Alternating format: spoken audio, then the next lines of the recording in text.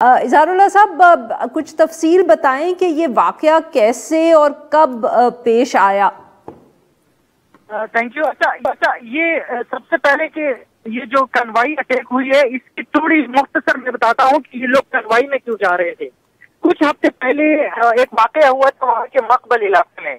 इसी तरह एक प्राइवेट गाड़ी थी, इसमें खवातीन भी थे, उसको अटैक किया गया था नामालूम अफराद की जानिब से। उसमें 6 लोग जो थे वो जान से गए थे।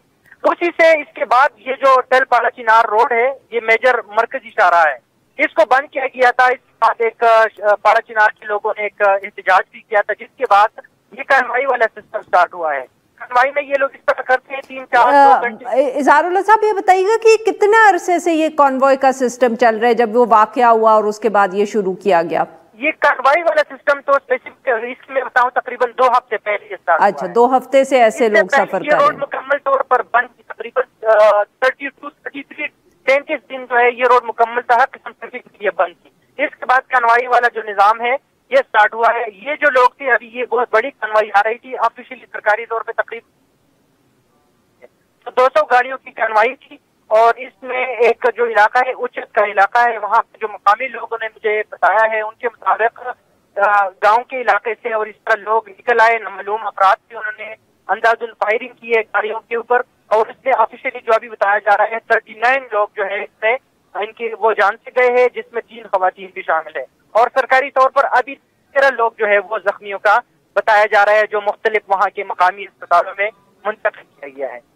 अच्छा इज़हारुल्लाह साहब, गांव से लोग निकले, उन्होंने फायरिंग की और फिर भी हम कह रहे हैं नामालूम अफराद हैं, कोई किसी को, चाहे हुकूमत हो चाहे वहाँ के मकामी लोग हों या जो कॉन्वॉय में सफ़र कर रहे थे, किसी को शक नहीं है कि ये लोग कौन हो सकते हैं जिन्होंने इस तरह फायरिंग की? अभी तक जो हमारी बात हुई है वहाँ के लोगों से, सरकारी जो ऑफिशियल थे, उनके मुताबिक कि अभी तो हम रेस्क्यू इन चीजों में अभी हम बिजी है, लोगों को मुंतकिल कर रहे हैं, डेड बॉडीज को उनके घरों तक पहुंचा रहे हैं।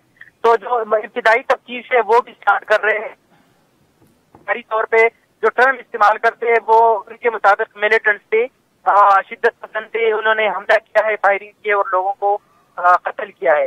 बाकी इसके हवाले से अभी तक मतलब ऑफिशियली अगर मैं कहूँ, ऑफिशियली कुछ नहीं कहा गया है कि मतलब ये कौन लोग थे, कैसे आए थे, कहाँ से आए थे। तो इसी हवाले से अब तक सरकारी तौर पर कुछ भी नहीं कहा गया है।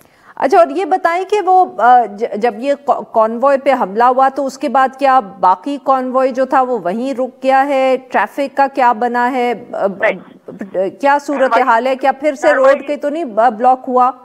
नहीं, कन्वाई जब इन पे हमला हुआ, क्योंकि ये कन्वाई बहुत बड़ी थी, पीछे गाड़ियों को पता चला कि इस तरह के एक वाकया हुआ है, तो कन्वाई जो है इन्होंने कन्वाई जो है रिटर्न की थी, वाला चिनार गए हैं।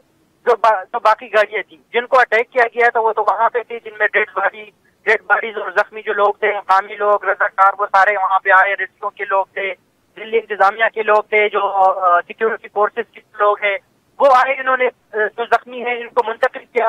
और बाकी जो गाड़ियां थी वो इसी टाइम पे वापस रिटर्न हो गए। अभी उसी शाहराह को फिर मुकम्मल तौर पर बंद किया गया है। और जो इलाके में, जिस इलाके में ये वाक़या हुआ है, इसमें जो सिविलियन की मूवमेंट्स हैं उससे भी पाबंदी लग रही है। किस्म की ऑफिशियली तो कर्फ्यू हम नहीं कह सकते, लेकिन जो ऑफिशियली टर्म यूज किया है, सिविलियन मूवमेंट पे पाबंदी लगाई है उस जगह पे जो जिस काम पे ये वाक़या हुआ है। तो इज़हार साहब, इसकी आपकी ये जो आपने टर्म इस्तेमाल की, इससे समझ ये आ रहा है कि वहाँ सिक्योरिटी फोर्सेस या मिलिट्री फोर्सेस पहुँच गई हैं और उन्होंने इलाके को सिक्योर किया है और वही इस वक्त पेट्रोलिंग कर रहे हैं। क्या ये सिर्फ उस जगह की आप बात कर रहे हैं जहाँ ये फायरिंग हुई, या तकरीबन उसके इर्द गिर्द के इलाके, कितना बड़ा ये ऐसा एरिया है जहाँ ये सूरत हाल है? ये मतलब अगर ये सिक्योरिटी फोर्सेस की हम बात करें तो सिक्योरिटी फोर्सेस की तो प्रेजेंस वहाँ पे पहले से मौजूद है, क्योंकि शिद्दत पसंदी के वाकयात और ये वाकयात तो कुरम में पहले भी हुए हैं और अभी भी हो रहे हैं। तो सिक्योरिटी फोर्सेस की प्रेजेंस वहाँ पे है। और अभी सिक्योरिटी फोर्सेस जो है उन्होंने जो इलाका वहाँ पे एसपी भी है, पुलिस भी है, जितने भी सिक्योरिटी के हमारे इदारे हैं उन्होंने अभी संभाल लिया है, सिविलियन मूवमेंट पे पाबंदी लगाई है।